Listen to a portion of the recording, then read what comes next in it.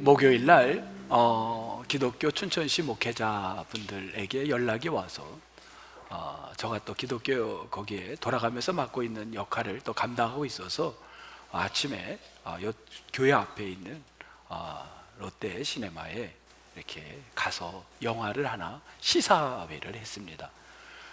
큰 의미 없이 이제 그냥 직책상 가서 앉아 있었는데 짧은 영화였는데 무슨 헐리우드의 기법을 쓴 것도 아니고 때로는 다큐로도 하고 역사적 사실을 이렇게 나와서 증언도 하며 그런 아주 잔잔한 그런 영화인데 1시간 조금 지나서 끝났는데 뭔가 마음에 책 한 권을 본 것 같고 그냥 왠지 마음이 굉장한 뭔가가 왔습니다.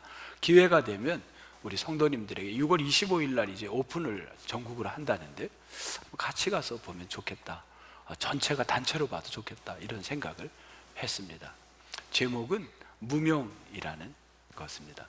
저는 지금까지 신앙생활을 하면서 사실은 신학을 했는데도 잘 몰랐습니다. 일본 사람이 조선에 선교사로 왔었다는 걸 잘 몰랐습니다. 우리나라에 선교사로 왔고 일본 땅에는 선교사로서는 최초, 물론 그 전에 고아들을 돌보고 사회복지를 하고 여러분들도 있었지만 공식적 선교사로는 이분을 최초의 선교사라고 이야기를 합니다. 이분의 조남은 제가 이렇게 적어놨어요. 조금 이름이 길어서 적었어요. 노리마츠 마사하스라는 분입니다. 이분이 여러분 그 일본 사람이 조선에 선교했다, 여러분은 알고 계셨나요? 네, 1896년에 오셨답니다. 이분의 아버지는 사무라이 아주 높은 관직을 갖고 이분도 자식 큰아들인데 가만히 있어도 먹고 살았는데 하나님을 만나고 조선말은 하나님이란 단어밖에 몰랐답니다. 근데 조선에 온 거예요. 조선에 와서 조선말을 배우면서 글을 쓰기 시작해 전도지를 만들었어요. 하나님이 당신을 사랑합니다. 예수님은 살아계십니다. 조선말을 하나하나 써가지고 이분이 길거리에 전도를 하는데 전도가 될까요? 회개하세요 이러면 뭐라 그러겠어요? 너나 해라. 일본 사람에 대한 감정이 안 좋았어요. 왜냐하면 1896년에 이분이 오셨는데 1년 전에 1895년에 뭐가 있었냐면 명성황후가 시해를 당했어요. 그래서 조선의 국민들은 막 의병이 일어나고 일본에 대한 감정이 너무 안 좋을 때입니다. 그리고 와서 복음을 전하니까 너무 불편했고 막 사람들이 침을 뱉고 욕을 하고 그 다음에 돌까지도 막 던지고 충분히 이해가 되지 않습니까? 충분히 이해가 되는 일이에요.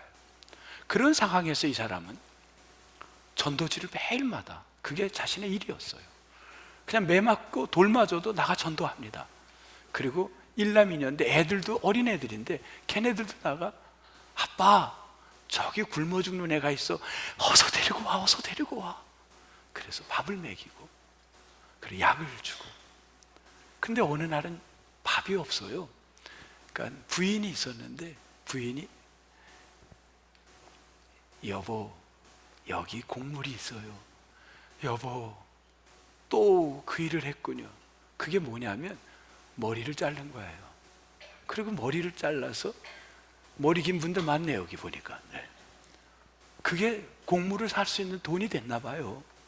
근데 여러분 여기가 그냥 넘어갈 일이 아닌 게 일본이 메이지 유신 그 무렵이 생명보다 귀한 걸 남자나 여자나 뭐였냐면 머리였답니다. 머리카락. 그래서 이렇게 일본 영화 이순신 그 뭐 보면 그 일본 그 장군들이 막 그 머리에 뭘 쓰죠? 그 투구인가 뭐 쓰잖아요. 그때 답답하니까 머리가 기르면 답답하니까 어디를 잘랐냐면 옆은 놔두고 여기만 밀었던 거예요. 왜? 머리는 안 자르는 거예요. 생명같이 여겼던 거예요. 그래서 여기만 밀었던 거랍니다. 그런데 그 여인이 젊은 여자가 머리를 자른 거예요. 그리고 그걸로 곡물을 사다가 가져오면 또 그걸로 우리 조선 사람들을 밥을 먹이고 애들에게 밥을 주고 약을 줬다는 거예요. 그러다 여자분이 영양실조가 와서 폐결핵이 옵니다. 그래서 33살 나이에 그냥 이건 사실만 이제 이렇게 보여주는 거예요. 그 애들 일남이녀의 애들의 손을 잡아요. 그리고 찬송가를 조선 노래, 우리로 말로 된 우리 찬송을 불러요. 그리고 이렇게 얘기를 합니다. 엄마가 먼저 가는 거야. 너희들 또 만날 거야. 울지 마. 그리고 33살에 하늘나라를 가는 걸 봤어요. 이 목사님이, 일본 목사님이 1896년에 여기 왔잖아요. 그 다음 1897년에 어디서 복음을 전했냐면 수원에서 혹시 수원이 집인 분 있어요? 수원에서 전했습니다. 수원에 지금도 이분이 세운 교회가 있습니다. 동신교회, 수원 동신교회가 이분이 세워서 현재 지금도 이게 되는 거예요. 실제로 수원 동신교회 목사님이 나와서 이렇게 얘기를 하더라고요. 영화에 이렇게. 참, 이분이 58세에 돌아가시는데 일본에서 돌아가셨습니다. 이분이. 근데 내 시신을 조선에 묻고 싶다는 평상시 꿈이 있었어요. 그래서 부부를 동신교회에서 모셔다가 뒷마당에다가 이렇게 묘를 해놨어요. 근데 해방되고 우리나라 사람들이 그 일제강점기에 그 치욕이 있어가지고 일본 사람 무덤을 다 파헤쳤답니다. 충분히 이해가 되는 일 아니에요. 근데 이분들 무덤은 아무도 건드리지 않았답니다. 존경을 받은 거예요. 이분의 삶은 그냥 평생이 일본에 있을 때나 조선에 있을 때 전도지예요. 이분이 돌아가시고 이분으로부터 영향을 받은 사람이 7년 후에 또 나와요. 이분도 일본 사람인데 조선말을 모르는데 이분은 불교 승려였어요. 승려가 이 사람을 통해 큰 감동을 받고 이게 참신이구나, 하나님을 만나요. 그래서 그 하나님을 만나고 어디로 오냐면 조선으로 옵니다. 왜 일본 사람들이 다 조선으로 왔는지 모르겠어요. 그리고 조선이 왔는데 1920 그때는 6년입니다. 28년 죄송합니다. 1928년에 조선을 와요. 근데 그때는 일본 사람들이 세운 교회들이 많았어요. 근데 그 교회들은 일본인들만 가는 교회였고 역사적으로는 거기가 첩보 이렇게 정보를 갖다가 주는, 조선의 정보를 일본에 주는 그런 역할도 감당을 했답니다. 그러니까 순수치 못한 종교적 기능을 했던 것도 있다는 거예요. 근데 그걸 떠나서 이분은 그 일본 사람들을 향해요 이렇게 얘기를 합니다. 또 우리 조선 사람을 향하여, 여러분 그 평양 순실대학교에서 연설을 해요. 이분의 조남은 누구냐면요, 오다 나라시라는 분이에요. 오다 나라시. 이 오다 나라시 분도 목사님이 돼가지고 승려였다 목사님이 돼갖고 이분이 평양 그 숭실대학에서 이런 얘기를 해요. 여러분, 신사참배는 이게 국민의례가 아닙니다. 거짓입니다. 이건 우상숭배입니다. 하면 안 됩니다. 바로 일본 경찰이 체포가 돼요. 고문을 받아요. 그리고 막 어려움받는데 그때 이 부인이 애를 임신을 했나 봐요. 그걸로 회유를 시킵니다. 야, 넌 부인이 임신했어. 애 보고 싶지 않아? 근데 이분은 그냥 감옥에서 복음을 전합니다. 여러분, 감옥에서 복음을 전했다는 게 좀 말이 안 되죠? 어떻게 감옥에서 전합니까? 그 감옥에 많은 젊은이들이, 조선의 젊은이들이 들어왔습니다. 독립운동을 하다가 그때 19살 된 박중학이라는 청년이 잡혀 들어옵니다. 그의 고문을 당하는 그의 모습 보고 참 젊은이가 똑똑하다는 걸 봐요. 그래서 이분이 오다나라시 이분이 찾아갑니다. 그 감옥에서 손을 잡고, 젊은이 힘내게 살아야 되네. 그리고 이 젊은이를 일본에 가서 공부할 수 있게 연결을 시켜줘요. 이분이. 그래서 일본 가서 공부를 하고 이분이 교육학자가 되고 목사님이 돼서 큰 일을 하게 됐어요. 이 나온 사람들은 조선에 있나 일본에 있나 옥에 있나 삶이 똑같았어요. 삶이 복음 전하는 거예요. 일상의 삶. 여러분이 어떤 상황에 있든지 주님의 영광을, 나라를 위하여 애쓰는 여러분들 되기를 주의 이름으로 축복합니다. 이렇게 일상의 삶이 변하지 않고 성실하게 살아가는 사람을 라틴어로 뭐라고 칭하냐면요, 카르테 디엠이라는 말을 씁니다. 카르테 디엠. 좀 어려운 말인데 저도 배운 겁니다. 우리 한번 같이 좀 라틴어를 한번 해봅시다. 우리 같이 한번 해볼게요. 시작. 카르페 디엠. 디엠은 오늘이래요. 카르페는 과일을 따다. 오늘 과일을 따는 삶. 그게 뭔가요? 충실한 삶이에요. 오늘 충실하게 살아가는 거예요. 오늘을 충실하게 사는 삶. 그러면 성경에 66권인데 66권에 카르페 디엠이 어딘가요? 라고 물으면은요, 여러분 요즘은 뭐 책을 안 봐도 묻는 방법이 많아요. 카르페 디엠이 성경 안에 66권 성경 안에서 카르페 디엠이 어딘가요? 라고 딱 질문어를 던지면요, 바로 나오는 게 어디냐면 성경에 딱 하나가 나옵니다. 카르페 디엠은 어디냐면 전도서 9장 오늘 읽은 7절부터 10절입니다. 이렇게 나옵니다. 오늘 본문이 카르페 디엠이라는 거예요. 신기하지 않아요? 오늘 본문이 카르페 디엠 이거를 얘기했다는 거예요. 그러면 다시 한번 뭐가 일상의 축복인지 한번 보겠습니다. 성경을 볼게요. 여러분 본문으로 봤잖아요. 뭐라 그랬나? 이게 카르페 디엠이라는데 뭔가 봤더니만 너무 특별한 게 없는 거예요. 너무 단순한 것들이에요. 7절 이렇게 나와요. 너는 가서 기쁨으로 뭐 하라고요? 음식을 먹으라는 거예요. 여러분 이 음식이 뭐 특별한 진수성찬의 음식인가요? 아니, 그런 거 안 나와요. 그냥 음식을 먹으라는 거예요. 여러분 이게 특별 만찬입니까? 아닌 거예요. 그냥 식사한 거예요. 여러분 이번 주에 식사를 한 번도 못한 분 계시나요? 우리 아니죠. 다 식사를 했죠. 이 얘기입니다. 식사를 하라는 거예요. 포도주를 마셔. 음료수예요. 당시에 포도주를 마시라. 8절 내 의복을 항상 희게 하라. 깨끗하게 입으라는 거예요. 내 머리에 기름을 그치지 아니하도록 해라. 바깥에 나갈 때 이 사람은 깨끗이 머리를 단정해서 기름을 발랐는데 기름을 그치지 않게 해라. 그냥 문자적인 해석만 합니다. 9절 셋째 줄 사랑하는 아내와, 이거는 설교자가 좀 단어를 바꿔볼게요. 사랑하는 남편과 사랑하는 아이들과 함께 즐겁게 살지어다. 지금 제가 읽은 게 특별한 거가 있나요? 나는 너무나도 이건 특별한 일이다, 나에게는. 그렇게 보여집니까? 아니면 너무 그냥 평범한 일인가요? 어떤 거예요? 너무 평범한 일상이에요. 하나만 더 볼게요. 10절 내 손이 이를 얻는 대로 힘을 다하여 하라. 일을 힘을 다하여 하라는 거예요. 혹시 여러분이 일을 하시나요? 소일을 뭐 농사를 짓든 아니면 비즈니스를 하든 그 일을 힘을 다하여 하라는 거예요. 이게 뭐 특별한 걸 요구합니까? 당연한 거 아닙니까?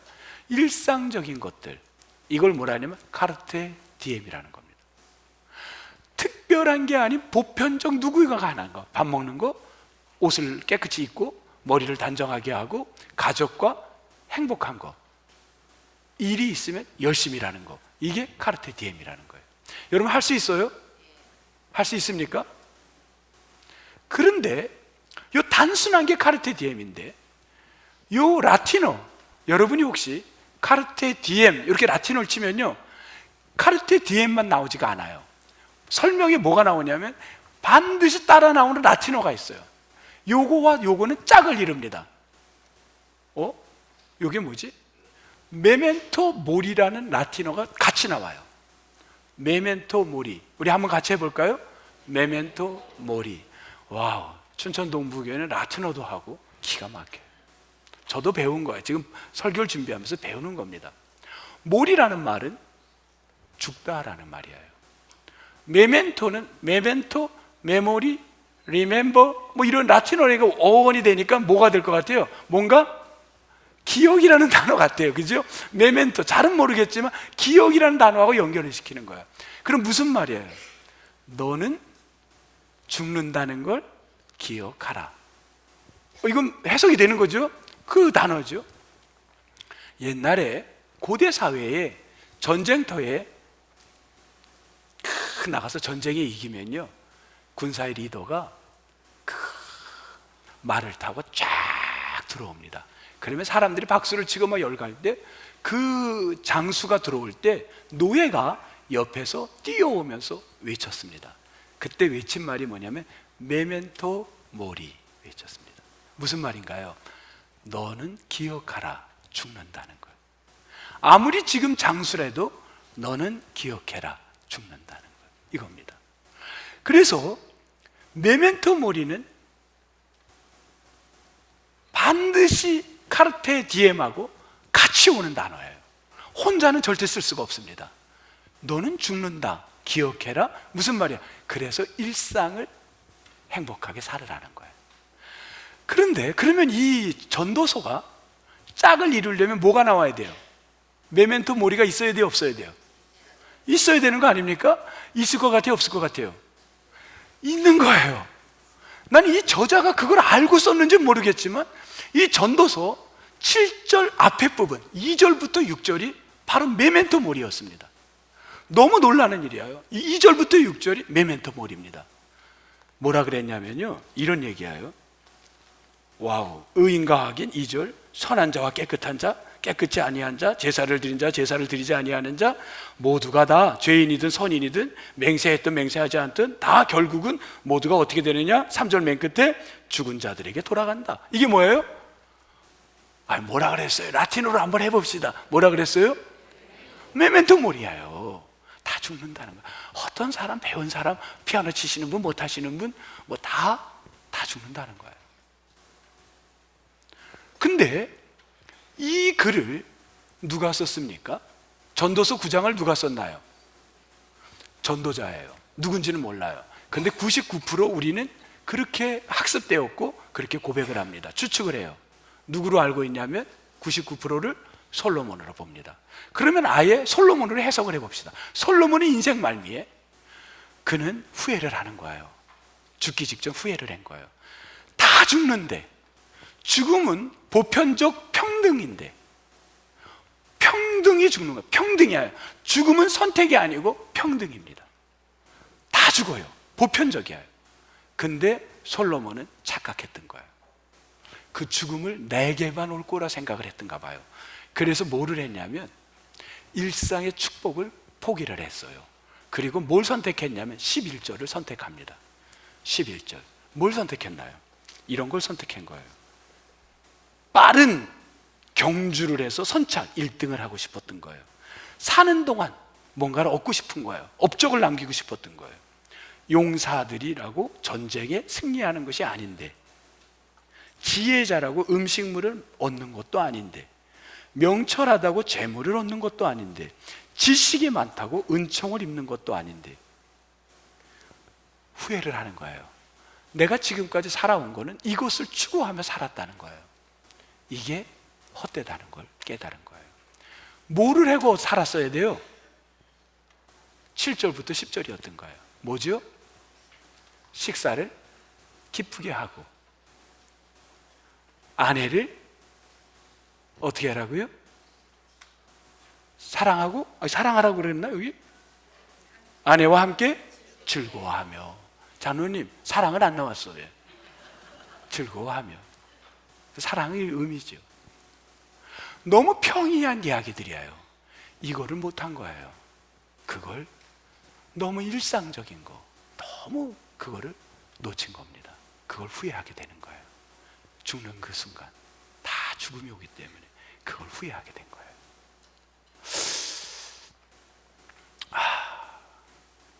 그렇게 살아간 사람이 구약 성경에 카르테 디엠과 메멘토 모리의 삶을 살아간 사람이 있어요. 어떤 사람이냐면요, 보편적 죽음으로, 보편적 평등성으로 죽음을 받아들이지 못한 사람이 있어요. 그분은 기도하는 사람이었어요. 열심히 사람들에 나가서 기도하고 용맹스러웠어요. 조금 더 누군지 여러분에게 힌트를 주면요, 850명의 그 하나님 모르는 사람들과 담대하게 가서 영적 싸움을 벌였어요. 그런데 갑자기 죽음이 내게 온다는 생각이 찾아왔어요. 그러자 그 죽음을 누구에게나 오는 죽음으로 못 받아들였어요.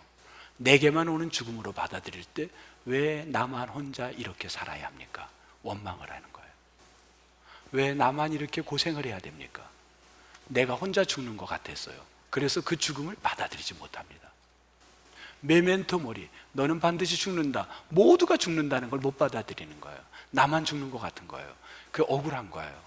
그래서 우울증에 걸리는 거예요. 통곡을 해요. 로뎀나무 아래에서 모든 걸 통곡을 해요.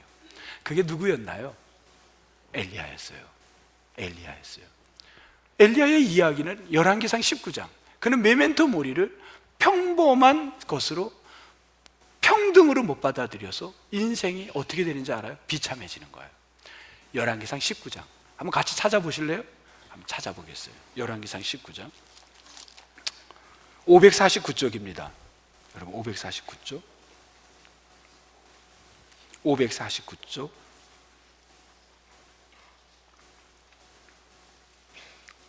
4절 549쪽의 4절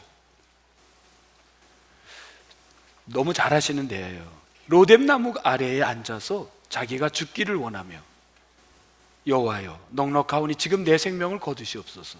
나는 내 조상들보다 낫지 못한 아이다.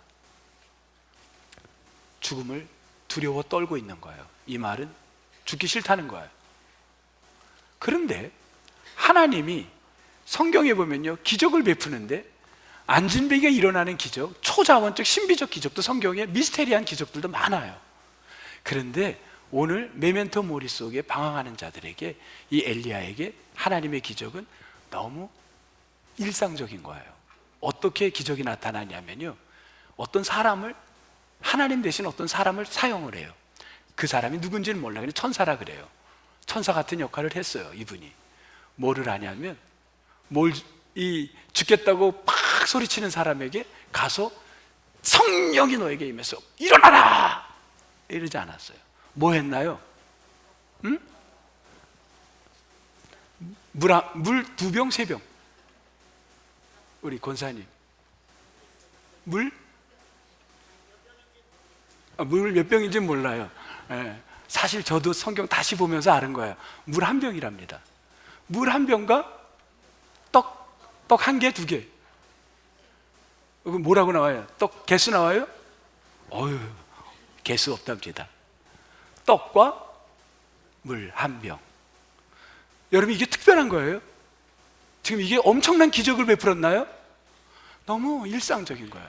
물 1병과 떡을 줬어요. 이거 먹어라. 그리고 잠을 못 잤어요. 이분이 우울증에 거달려 밤새도록 잠을 못 자요. 잠자라.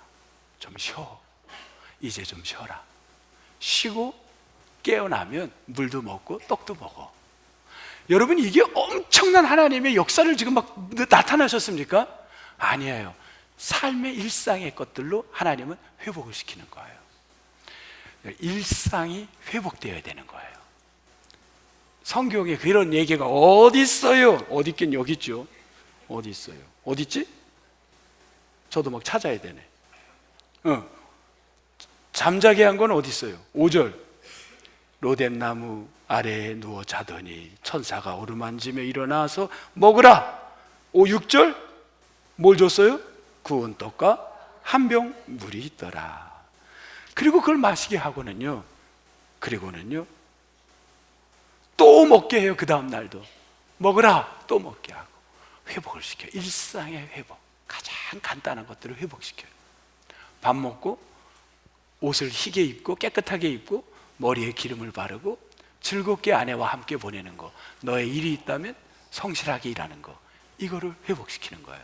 그리고는 무슨 그에게 사명을 각자에게 주시는데, 사명을 준 게 뭐냐면 엘리야에게, 엘리야야 이제 좀 회복이 됐니? 좀 자고 났니? 좀 먹고 나니까 좀 낫니?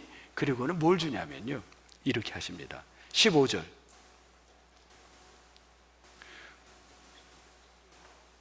가서 셋째 줄 가서 하사엘에게 기름을 부어 왕이 되게 하고, 16절 예후에게 기름을 부어 왕이 되게 하고, 엘리사에게 기름을 부어 선지자가 되게 하라.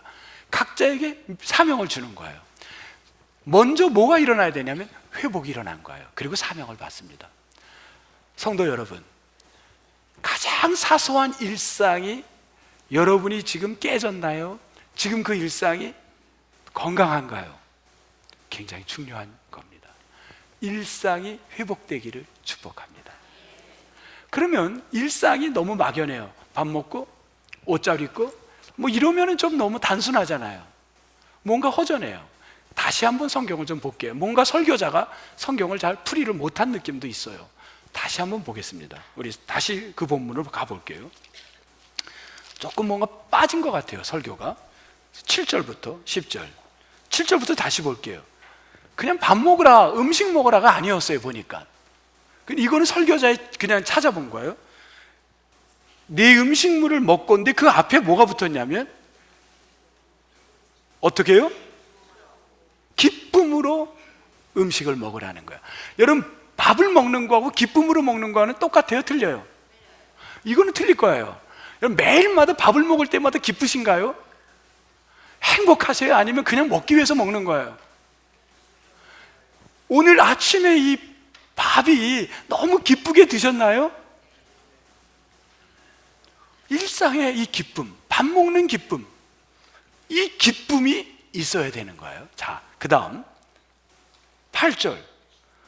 의복을 교회 갈 때만 시계 입지 말고 어떻게 입으라고요? 항상 옷 사달라고 하지 마시고요, 항상 깨끗이 입으라는 거예요. 항상이라는 단어가 뭔가 들어오기 시작을 했어요. 그 다음 9절. 아내와 함께, 누구와 함께? 자녀와 함께, 남편과 함께 즐겁게 살라는 거예요. 누구와 함께? 딴 사람하고 즐겁게 살라는 게 아니라 누구와 함께? 아내와 함께, 자녀와 함께, 가족과 함께 살라는 거예요. 10절. 내 손이 이를 얻는 대로 어떻게 하라고? 일이 있으면 힘을 다하여 하라. 자, 우리 뽑은 단어만 정리할게요.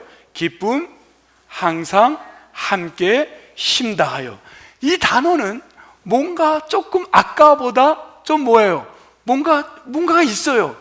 그래서 이 단어가 설교자의 직감으로 이게 성경이 어떤 때 쓰였나 찾아보기 시작을 했어요. 여러분도 쉽게 찾아요. 여러분, 기쁨이라는 단어가 어디에 많이 나오는지 머릿속에 벌써 암송하는 분들 있어요. 기쁨이 들어간 성경 구절, 항상이 들어간 성경 구절. 네? 그건 저도 알아요. 네, 그건 저도 알아요. 네? 또 있나? 뭐 많겠지. 그 다음 함께가 들어간 단어, 뭐 이런 단어들을, 힘을 다하여, 이런 단어들을 찾아보기 시작했어요. 그래서 정리를 한번 해봤어요. 간단하게 하나씩만. 희락이 기쁨입니다. 항상, 함께, 능력이 힘이에요. 힘을 다하여, 능력으로 강건하게, 이게 힘을 다하여 살아라는 거야. 자, 요 구절 4개가 들어가 있는 단어들의 그 상황은 반복되는 똑같은 단어가 매 구절 들어가 있어요.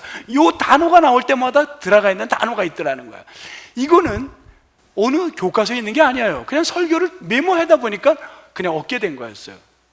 근데 그게 하나가 그냥 스토리가 만들어진 거예요. 뭐가 들어왔어요? 여러분 눈에 들어와요? 성령이 들어오는 거예요.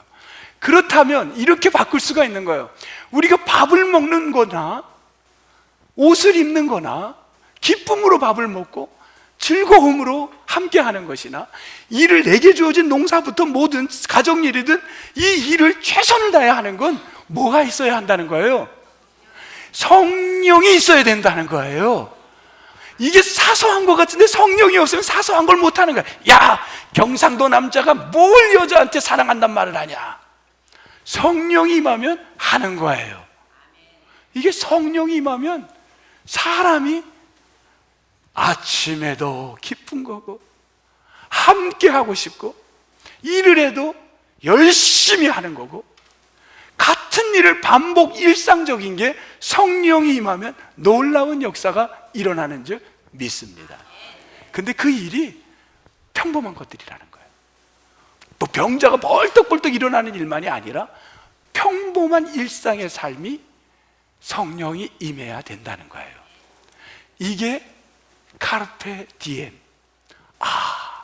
전도자는 이거를 인생의 말미에 돈도 가져보고 지혜도 가져봤지만, 권력도 가져봤지만, 이게 마지막 인생에 가장 후회가 됐나 보다. 평범한 걸 살지 못했구나, 이런 생각을 갖게 되었습니다. 여러분, 축복합니다. 여러분이 생각하는 너무 돈도 안 들고 아무것도 아닌 것 같은 일상적인 거가 여러분 행복해지시기를 바랍니다. 그게 성령 받은 사람의 일이라는 겁니다. 돈 들여서 하지 않아도 되는 거예요, 여러분. 제가 우연히 영상을 하나 봤는데 참 감동적이었습니다. 그래서 요거를 이렇게 우리 차대중 집사님의 협조로 편집을 했는데 여러분들 같이 한번 보시면 좋을 것 같아요. 한번 보시겠습니다. 축하드립니다, 부모님. 축하드립니다. 너무 예뻐요. 송은혜 씨의 46번째 생일 파티가 열렸습니다. 축하합니다. 사랑하는 송은혜님 생신 축하합니다.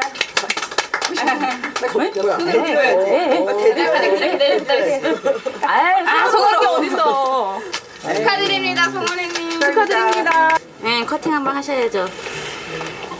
자, 아내의 도움으로 겨우 케이크를 자른 은혜 씨는 췌장암 4기 환자입니다. 산행과 운동을 좋아하던 참 건강한 남편이었습니다. 하지만 췌장암 진단 6개월 만에 시한부 선고를 받았습니다. 희망을 가졌었는데 췌장과 복부의 복부 내막이 같이 뭉쳐가고 이 암덩어리가 췌장이 어떤 건지 구분이 안 된다고. 남은 기간은 얼마인지도 몰라요. 저희도 어느 순간에 보니까 지금 이 병실에 있으면서 한 사람씩 한 사람이 떠나서 보잖아요. 그러니까 전 더 점점 두렵더라고요. 그게.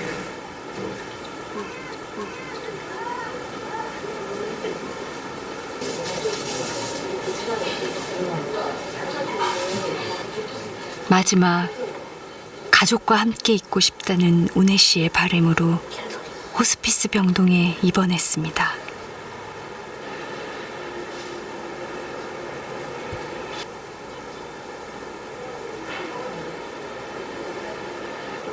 막내 민준이가 왔습니다. 아이들은 매일 엄마 아빠가 있는 병원으로 하교합니다. 여느 부모님들과 마찬가지로 부부에게 3남매는 세상의 전부입니다. 간만에 바깥에 나오는 거. 그렇지. 작년 10월 달에 바깥에 나온 거 처음인 것 같아. 뭘로 가는 거요? 멀리 가는 거야. 9개월 만에 외출입니다. 사실 여행은 은혜 씨에겐 대단한 용기가 필요한 일이었습니다. 매시간 진통제로 버티는 그에게 40여 분의 비행은 무척이나 힘든 일입니다. 하지만 가족에게 마지막 추억을 선물하고 싶습니다. 진짜 여태까지 못 다녔지. 한 번도 못 다니다가 가게 된 건데 좋긴 좋죠.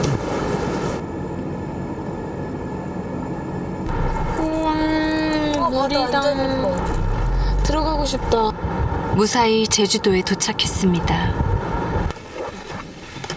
민준 아빠 부추. 아이들이 차에서 내린 아빠를 먼저 챙깁니다. 송민준 물에 빠뜨려도 돼? 은혜 씨는 잠깐의 휴식도 취하지 않고 아이들이 좋아하는 바다로 향했습니다.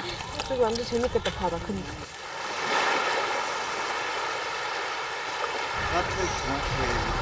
하트 정확하게 해달래.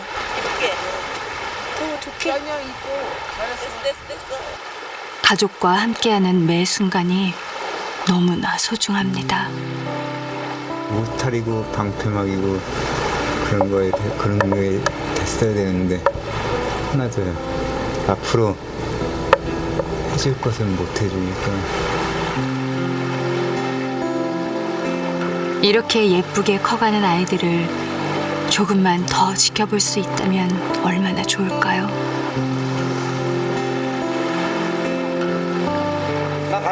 아빠가 좋아하는 비빔밥 재료들을 직접 고르며 저녁 만찬을 준비합니다.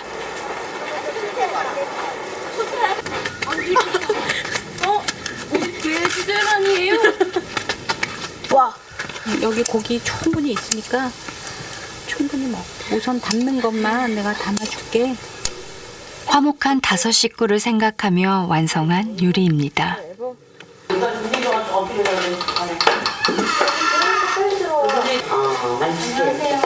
네, 아유, 수고하셨어. 안녕하세요. 지금 배불러요. 그쵸? 보기만 해도 배부르죠. 예. 아빠가 아프고 9개월 만에 처음으로 온 가족이 밥상 앞에 둘러앉았습니다.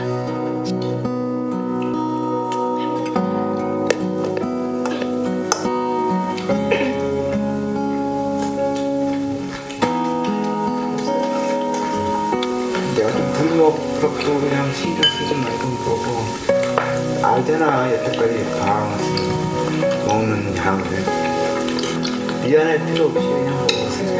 잘 먹겠습니다. 포크 대 떨어지겠어. 떨어질 줄 알았어.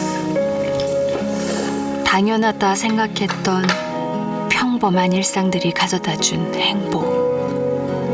오늘 가족들은 언제나 함께임을 확인합니다.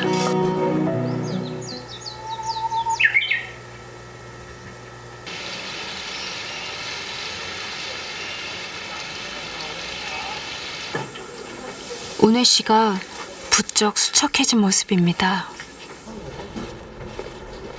바람 빠진 풍선 같아. 여전히 아내는 남편의 손발이 되어 곁을 지킵니다.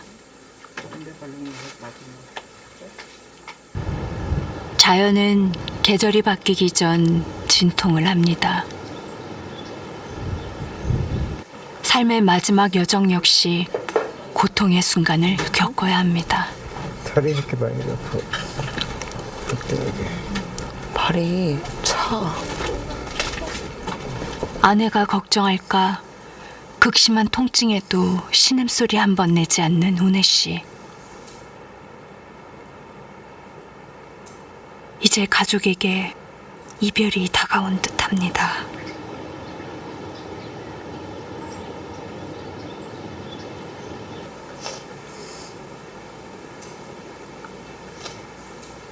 둘째 딸 혜연이가 왔습니다. 아빤 눈도 제대로 뜨지 못합니다.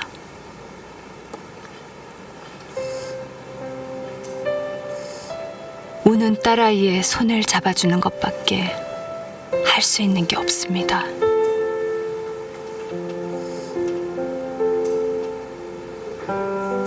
그런데 이제 잡은 손을 놓아야 하나 봅니다.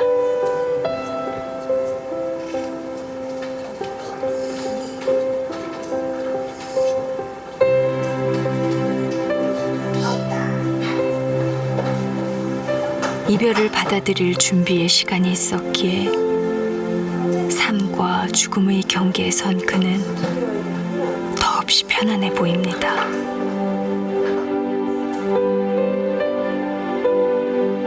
비 주룩주룩 오는 날 갔으면 좋겠어.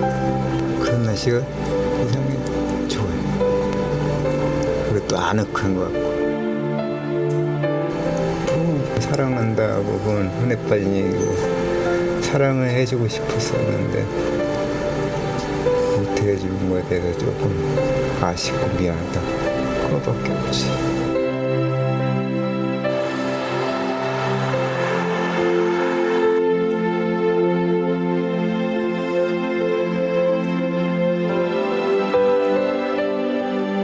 아이들은 늘 최선을 다하며 사랑하던 아빠의 모습을 기억할 것입니다.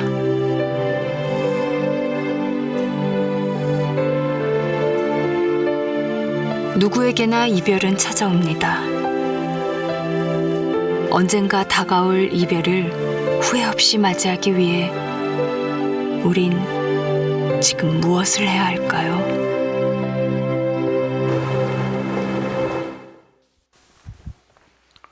너무 평범한 것들, 같이 밥을 먹고 아이들을 위해 사진을 찍어줄 수 있고 같이 차를 타고 여행을 가는 거, 함께 식구들이 같이 보낼 수 있는 거, 여러분 지금 그렇게 살고 있다면 가장 큰 축복을 받고 있는 겁니다. 여러분 축복 받으셨어요. 그거를 성령이 임하면요 더 행복한 거예요. 오늘이 우리 성령 강림절, 예수님이 십자가에 달렸다 부활하시고 50일이 지난 날, 바로 그날을 오순절, 성령 강림절이라고 합니다. 그때 예수님이 오셔서 제자들이 두려워 떨고 있었어요. 불안에 떨어요. 죽음에 대한 불안, 평균적, 보편적 평균의 죽음을, 동등한 죽음을 불안에 떨고 있어요. 예수님이 오셔서 그들에게 똑같은 얘기를 해요. 그 이야기가 사도행전 2장에 얘기해요. 제가 대신 여러분 성경을 그냥 읽어드릴게요. 뭐라 그러셨냐면요, 사람마다 두려워하는데